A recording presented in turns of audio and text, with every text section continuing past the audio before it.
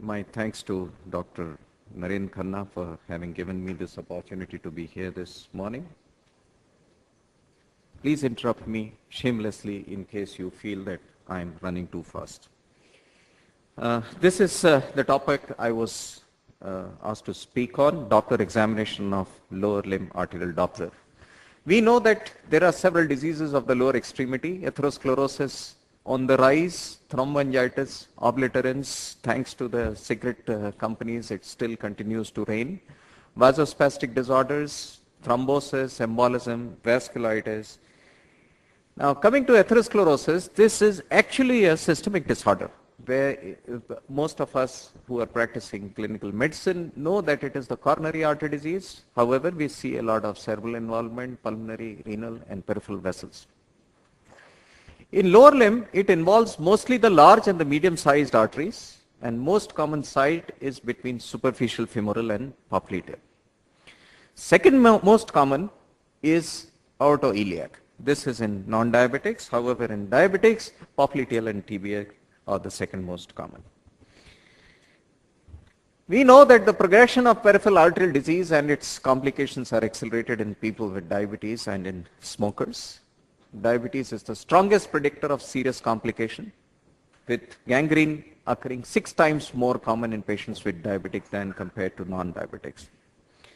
Diabetics has been associated with more than 50% of major amputation in patients with iliofemoral peripheral vascular disease. These are starters that thromboangiitis obliterans as against atherosclerosis is a disease involving thrombosis and inflammation of the small and peripheral arteries and veins. Lesions are usually located distal to knees and elbow. Cigarette smoking for whatever reasons cause immune complexes which cause inflammatory response, which cause obstruction, which cause intimal hyperplasia, whatever. But these are the things that we need to be looking for.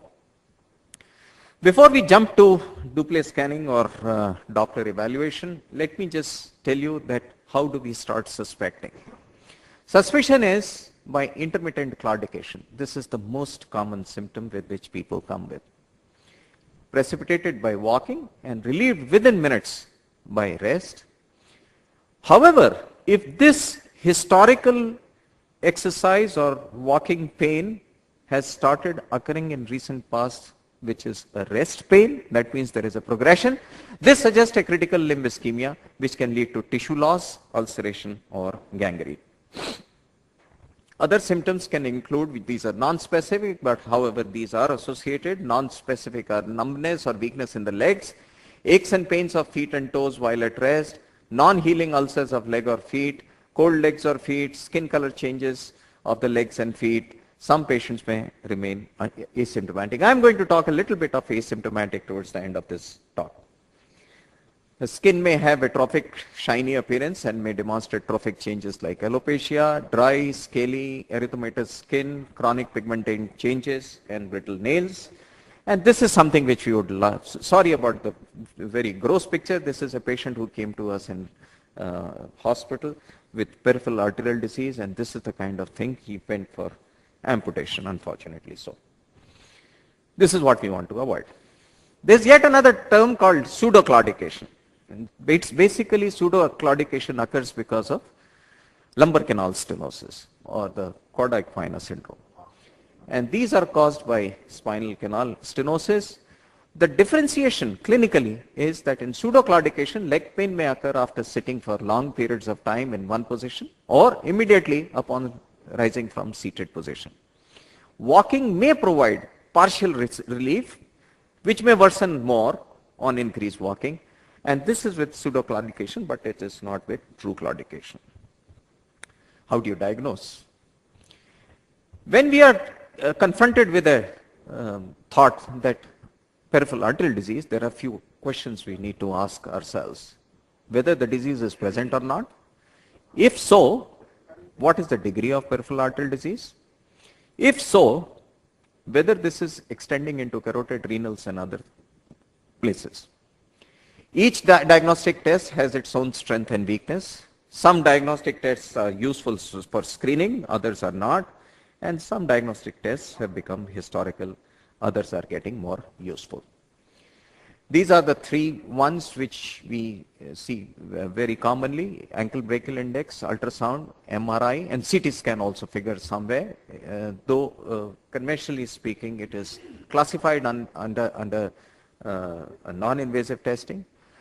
Invasive tests are coronary angiography, and people have even asymptomatic peripheral arterial disease, their survival is truncated compared to the normal people.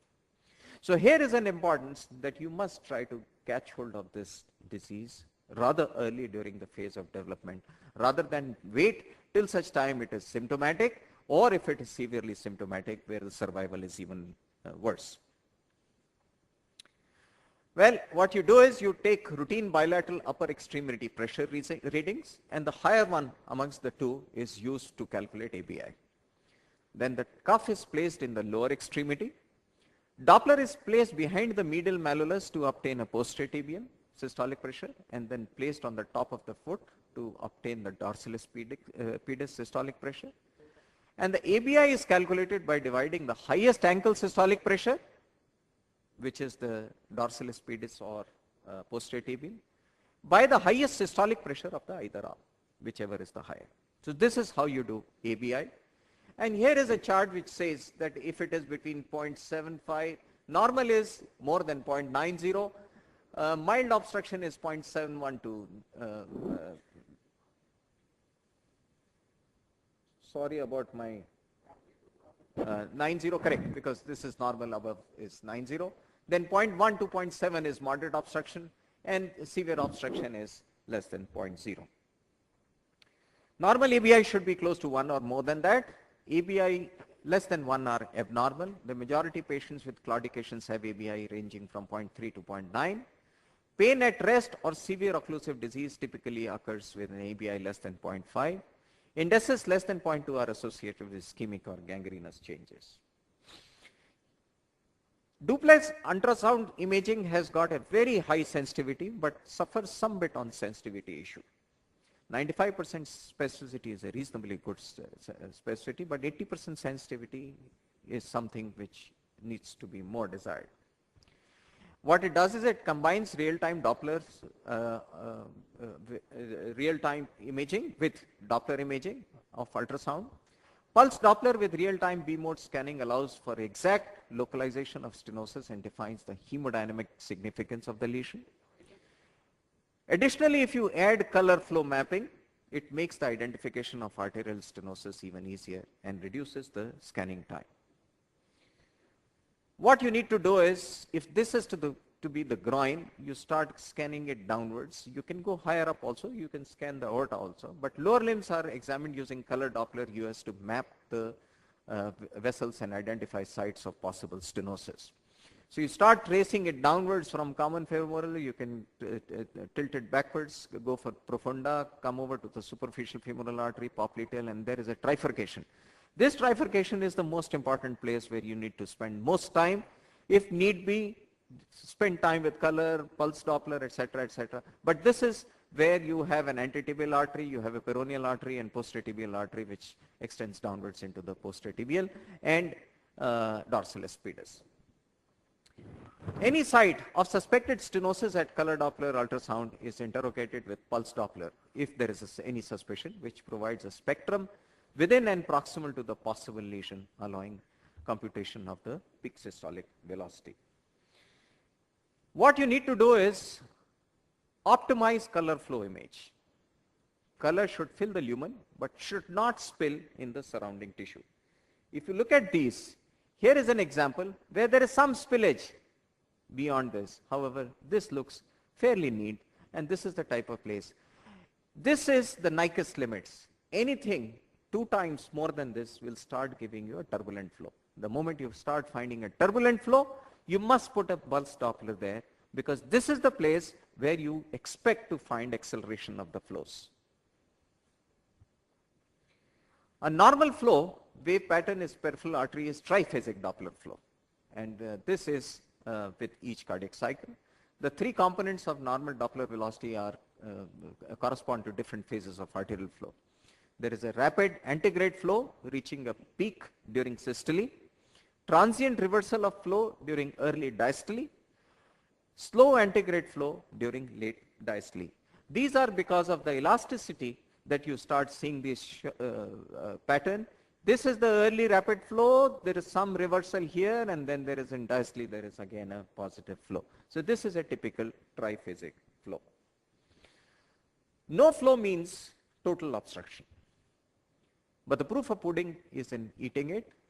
Artery is traced till it reforms, if at all it reforms. If it doesn't reform, bad luck for you. But if you must try to chase it distally, and artery is traced till it reforms and the Doppler signaler is inspected, and if you find that there is a monophasic flow, then you are pretty much sure that this no flow is total obstruction. Monophasic flow reflects a total proximal obstruction.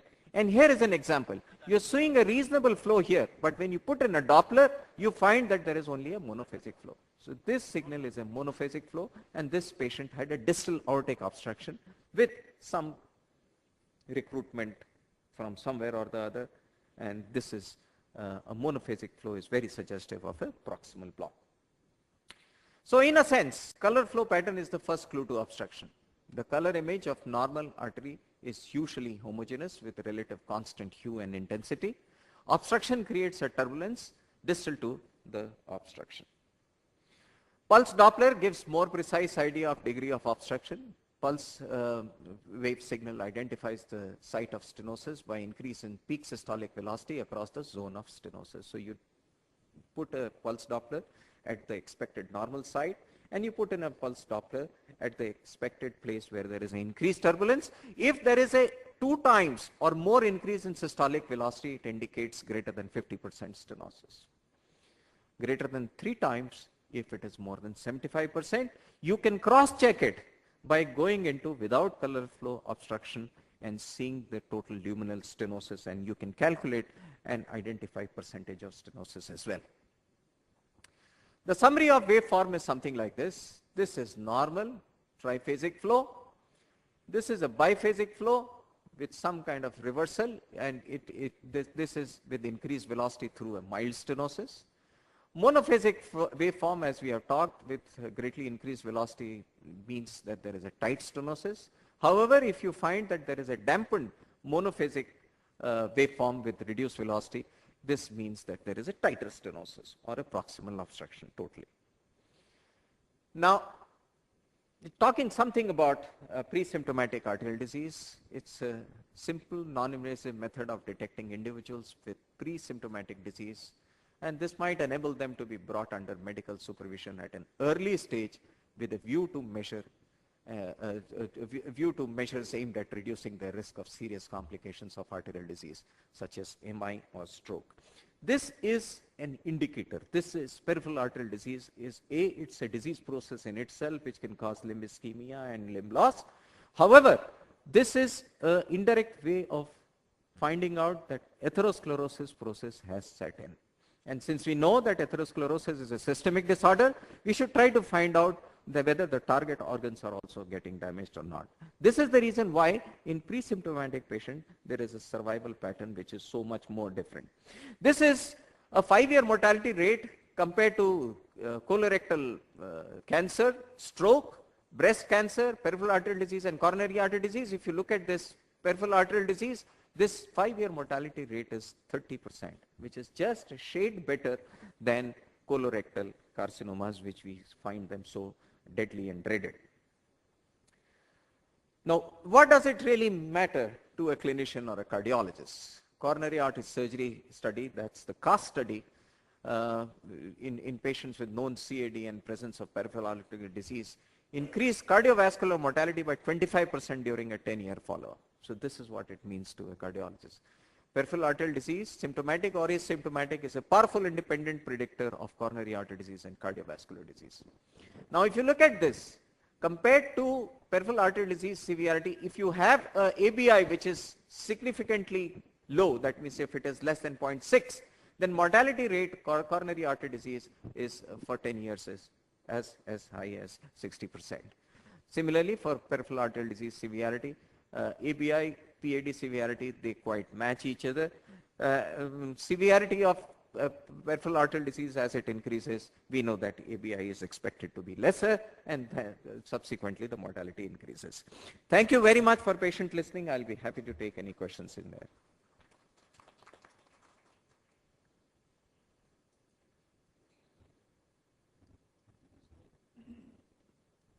Thank you, Samir. It was an outstanding presentation. Now, please ask questions, clarify, suggestions, comments. Samir, if there is swelling after a trauma, is a compression compartment, and how this Doppler study is helpful in those cases where there is much compression, severe compression after the swelling of the limb? Post-trauma or Post-trauma. Post-trauma. Several times we find that even when you take out the veins in post-CABG patients, you'll find that there is a lot of swelling. Most of the times this swelling is because of venous compression. So rather than targeting arteries, you must try to see the venous backflows. And that is the reason why arterial flows, you know, the pressure in the arteries is what, 120, 140, 150 millimeters of mercury. So usually they'll not get compressed with just compression of the edematous portion. It is the venous return which gets compromised first. Can I just pass a comment, small comment? More than 90% of the reports, what we see from the radiologist, they have seen the vessels from the inguinal ligament down there. But you see, as a clinician, when we request for a lower limb Doppler, all the reports, they must involve the Doppler of the iliac arteries also. So that is very important. You can argue that, you know, if you see an obstruction in the femoral artery, then you evaluate the iliacs. But that's not right. Because you can have a 40% blockage in the iliacs, can have a normal flow down there. And if you want to do any interventions below down there, then the iliacs, we must be evaluated. So as all the, you know, junior colleagues are sitting, that it's a request to all the radiologists that they must evaluate iliacs in all the vessels, in all the leg duplex scans. Point well taken. I'll go a step forwards. It should start scanning from the abdominal aorta onwards. Absolutely, if possible. The only problem is that most of the times when we get patients for evaluation of lower limb arterial Doppler, these patients are never fasting.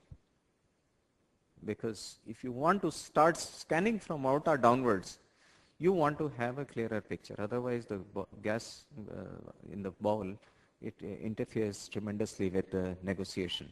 And that's the reason it is so much more convenient to just scan the femoral arteries downwards and give a report.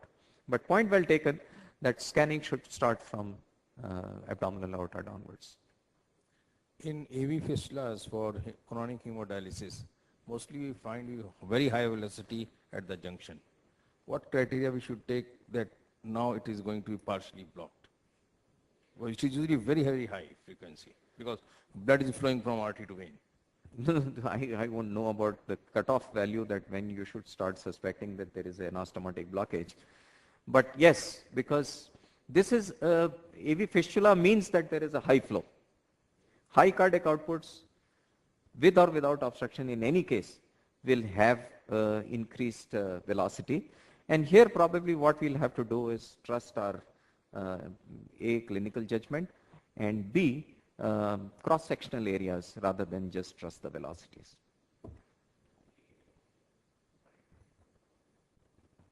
Normally it's taken more than 350 centimeters per second.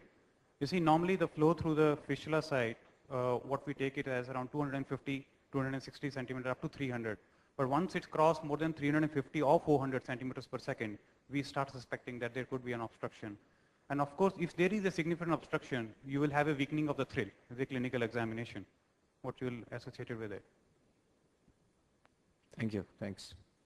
Sir, after peripheral vascular interventions, what is your institutional policy in follow-up of these patients? You do only angle brachial index or do a full proper duplex imaging? If so, how frequently? Peripheral interventions, we always do a duplex scanning. And in case there is any suspicion, because several times you will find that you can negotiate very well, because these are usually large intervention stents. You can see the flow across them, you can see the nets across them, you can see a very beautiful flow. However, if there is any suspicion, then we certainly take help of other modality. Serum creatinine, if it is normal, we would like to have a help of CT scan. Otherwise, we'll prefer to do an MRI. Though there is some evidence that even with MRI and gadolinium, there is some evidence of nephrosclerosis. I am not too sure about that.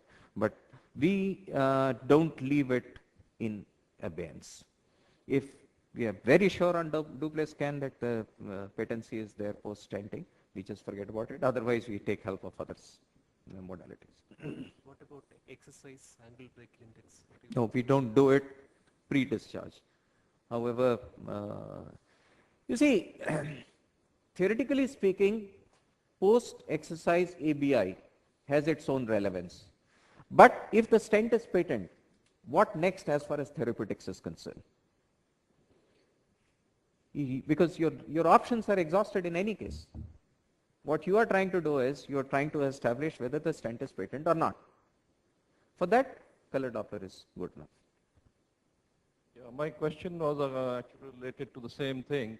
How accurate is a duplex for instant restenosis, and specifically as compared to an angiogram? What is the specificity and the sensitivity? Well, specificity, as I said, post-stenting is lesser.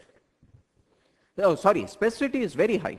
Specificity is to the tune of about 96-97%. However, sensitivity is much lesser.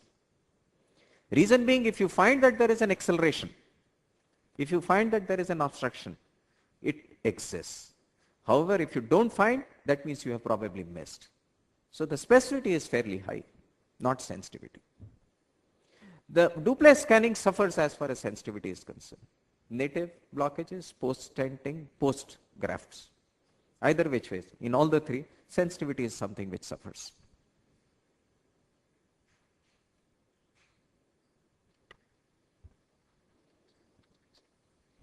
If there is no more questions, thank Dr. Samir for the excellent talk. Thank you, thank you.